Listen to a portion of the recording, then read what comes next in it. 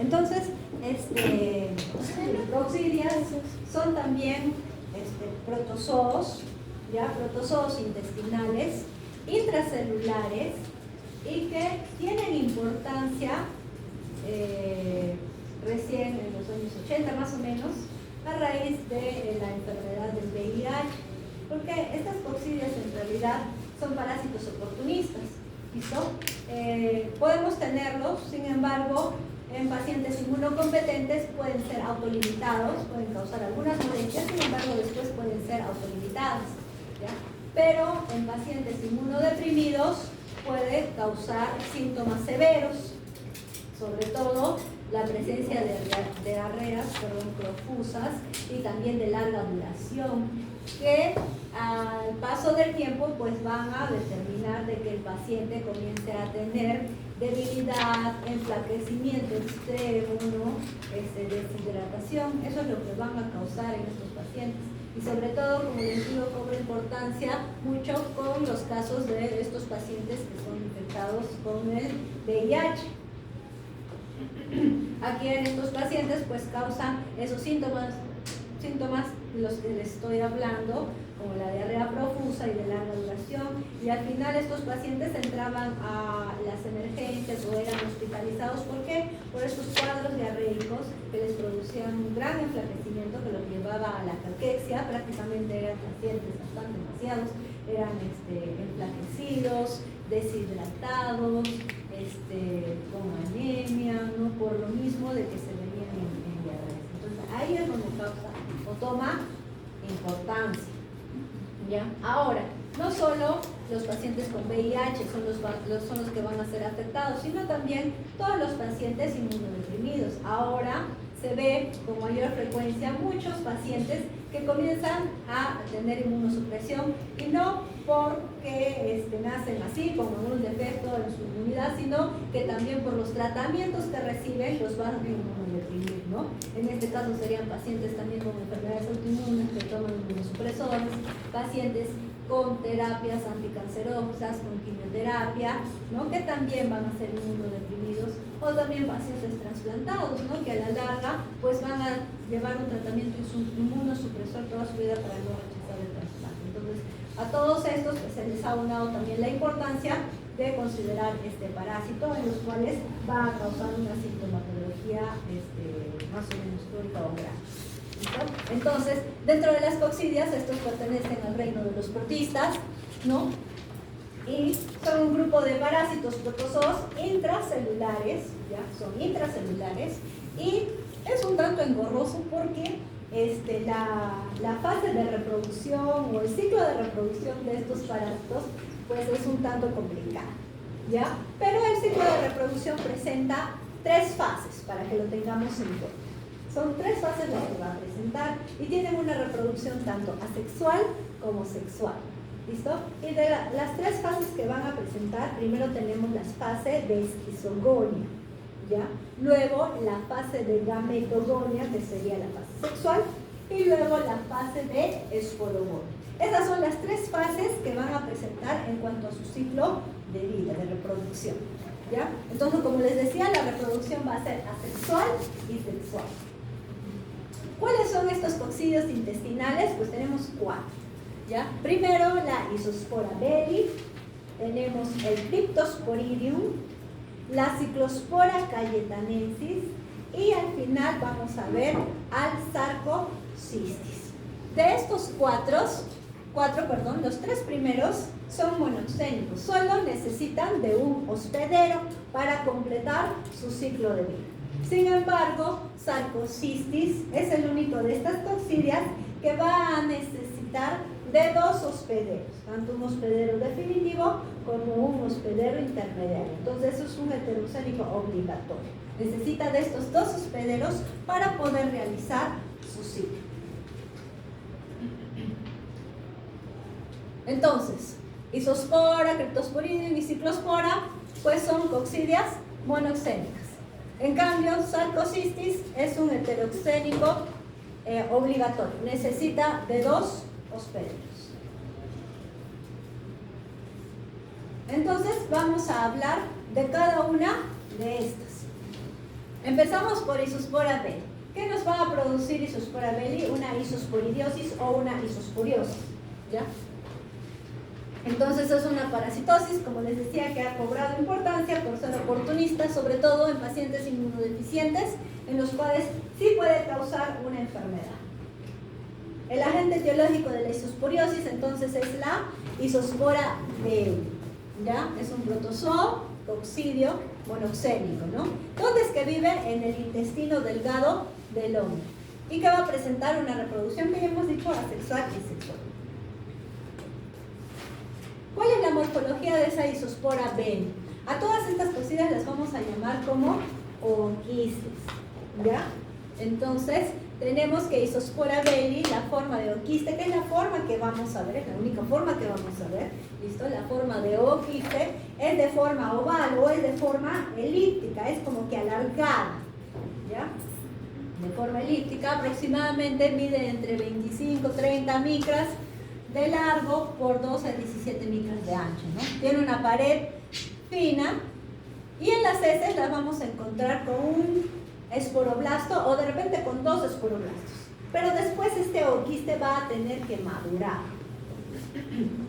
Entonces, cuando este ooquiste está maduro, ¿qué es lo que va a presentar en su interior?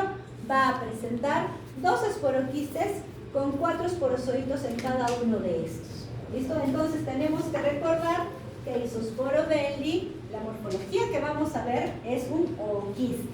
¿Listo? Y este ooquiste tiene forma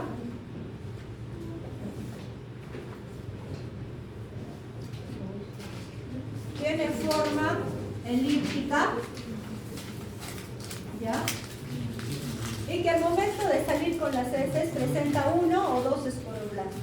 Pero después, en el medio ambiente, va a madurar y al final el ooquiste, que va a ser infectante para nosotros, va a ser el ooquiste maduro, el cual presenta 2 esporoquistes, ¿ya?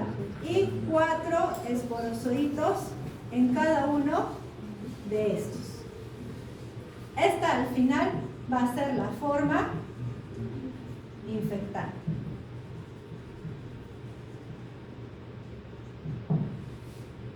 Listo, entonces ya tenemos cómo es isospora belli. Acá lo vemos.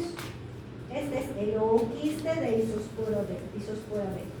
Forma elíptica y dentro contiene un esporoblasto. También en las heces lo podemos ver o con 1 o con 2 esporoblastos. ¿Listo? Pero al final la forma infectante va a ser la que está compuesta por 2 esporoquistes y 4 esporozoitos en cada uno de estos. Entonces, vamos a ver. La forma infectante entonces es el ooquiste con 2 esporoquistes y 8 esporozoitos. Parece un trabalenguas, pero así es. ¿Ya? El mecanismo de infección, ¿cuál va a ser? El mecanismo de infección va a ser por las manos o el agua, comida contaminada con estos ooquistes maduros. Los ooquistes entonces van a ser ingeridos, ¿ya? Y van a llegar al intestino delgado. En este intestino delgado luego van a ser estimulados, van a romperse. ¿Y qué es lo que va a salir de dentro de ellos? Los esporozoitos. ¿Ya? Los esporozoitos son los que van a salir y se van a adherir al epitelio del ámbulos.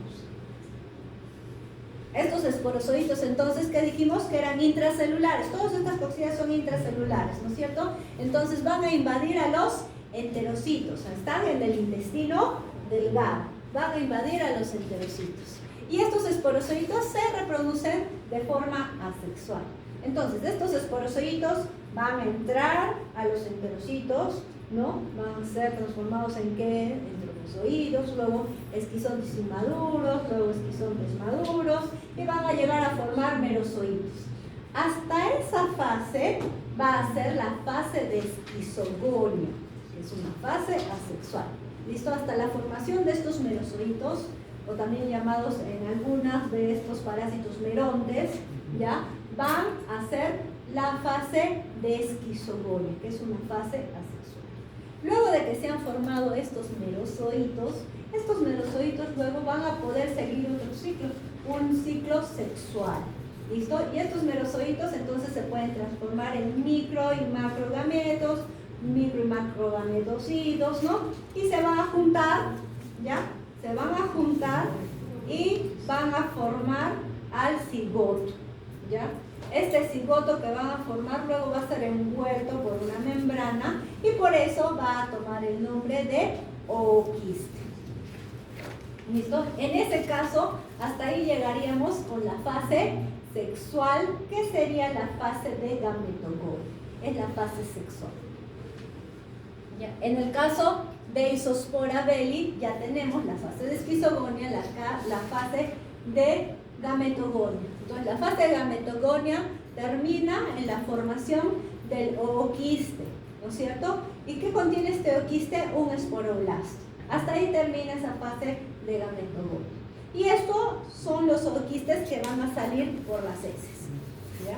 Sin embargo, en el medio ambiente, estos ooquistes, como ya les dije, van a madurar, ¿no? Y el trayecto, el desarrollo que ya tienen en el medio ambiente de esporoblasto a convertir esto que llevan dentro en 2 esporoquistes y 8 esporozoitos, va a formar la fase de esporogonia. ¿Listo? Pero en este caso, en Isospora belli, se realiza en el medio ambiente. Hasta el final tener este ooquiste que va a ser maduro, que va a ser la forma infectante. Entonces, ¿hasta ahí está entendido? Sí, todo bien. Entonces ya estamos viendo cuáles son las fases de cada uno de estos, ¿no? ¿Se enquista también en el intestino delgado? ¿Cómo? Se enquista también en el intestino delgado. En el intestino delgado salen los esporozoitos y luego salen los ooquistes. O sea, el ooquiste ya sale por las heces. ¿Listo? Porque se enquista en el duodeno. No, es que mira, lo que hacemos, ¿cómo nos contagiamos? Con los ooquistes maduros. De los ooquistes maduros, ¿qué es lo que va a salir? ¿Qué es lo que nos va a infectar? Los esporozoitos. Estos se rompen y salen los esporozoitos. Luego vamos a formar los ooquistes, ¿ya? Y de ahí van a salir con las heces. Listo, entonces ya hemos visto todo esto, ¿no? Hemos visto que la fase de esporogonia, en el caso de Isospora belli, ¿dónde es que se da? Se da fuera del huésped, ¿no? Y depende entonces de un clima cálido, humedad y oxígeno adecuado, ¿no? Y al final la forma infectante va a ser el ooquiste con esporoquistes y esporozoitos. Entonces acá tenemos el ciclo de vida. ¿Cómo es que nos vamos a infectar? A ver, Ronald. Con la ingesta del ooquiste que está contaminando en agua, en las manos, en las verduras. Ajá, casi fecal oral, más o menos, ¿no es cierto? Algo así. Ya. De ahí, ¿cuál va a ser la forma infectante, Maciel? Los 8 trofocitos, ¿no? Yo sé. Trofocitos. El esporoblasto. Andrea. Ya, el ooquiste con 2 esporozoitos. No, 2. Trofistes. Ya, con 2 esporoquistes y 8 Bueno, esa va a ser la forma infectante, que está dibujado en el diagrama acá, ¿no es cierto? Ok. Así nos vamos a infectar y estos van a llegar al intestino delgado. Entonces de ahí nos pasamos a este cuadro, ¿no? El ooquiste maduro, ¿no? Del cual hablaba Andrea, y que de ahí se va a romper para liberar, ¿qué? A estos esporozoitos, ¿no es cierto? Estos esporozoitos, como este parásito es intracelular, va a invadir a estos enterocitos, ¿no es cierto? Va a producirse una reproducción asexual en la cual estos esporozoitos luego se van a convertir en ¿qué? Trofozoitos, esquizontes inmaduros, esquizontes maduros, y luego van a llegar hasta los merozoitos. ¿Listo? Esta es la fase asexual. En este caso vendría a ser la fase esquizogónica. ¿Ya? Luego estos merozoitos van a seguir invadiendo otras células, ¿no es cierto? Pero van a tener una reproducción sexual, en la cual se van a formar estos micro y macrogametos. Estos se van a juntar a unir y al final van a formar el cigoto, que como está envuelto por otra membrana, se va a llamar ooquiste, que que en este caso es este. Y este ooquiste es el que va a salir con las heces de la persona que está infectada. Este ooquiste hasta acá sería la fase o ciclo sexual o de gametogónico. Luego este ooquiste que ha salido en el medio ambiente se va a convertir en un ooquiste maduro que contiene lo que ya dijimos, los 2 esporoquistes y los 8 esporos. Y toda esta fase vendría a ser la fase esporogónica. Doctor, ¿esta fase se da en la luz o dentro de la célula? La fase esporogónica. Sí. La fase esporogónica se da en el medio ambiente, se da fuera del hospedero, ok. fuera del huésped. ¿Ya? Es que yo parece bien. ¿Por qué? Porque acá nosotros eliminamos estos ooquistes inmaduros, en realidad, ¿no? Con un esporoquiste. ¿Listo? Entonces, sí está entendido el ciclo de dentro de la patogénesis, entonces, como son intracelulares, destruyen las células de la mucosa intestinal, ¿no? Se encuentran o se localizan en la porción media de la célula y por encima del núcleo. Ahí es donde se localizan. Por parte del huésped, aumentan los eosinófilos. La isospora o la isosporidiosis, en realidad que causaría, es una de las únicas coccidias que sí va a dar un aumento relativo del porcentaje de eosinófilos, ¿ya? Los cambios microscópicos son atrofias de las vellosidades, hiperplasia de las criptas y la lámina propia, pues que vamos a tener un infiltrado más eosinófilo. En cuanto a las manifestaciones clínicas, hemos dicho que en pacientes inmunocompetentes pues no va a haber mucha sintomatología. Pero ¿qué es lo que podemos encontrar? La isosporidiosis puede ser autolimitada y puede ser asintomática, no nos va a causar ninguna molestia. Sin embargo, cuando la sintomatología está presente, puede causar un dolor abdominal, puede haber algunas diarreas muy intermitentes, sin sangre y sin moco. Estas diarreas que presentan estas coccidias son acuosas. ¿Listo? ¿Ya? Puede haber náuseas, vómitos, fiebre y anorexia.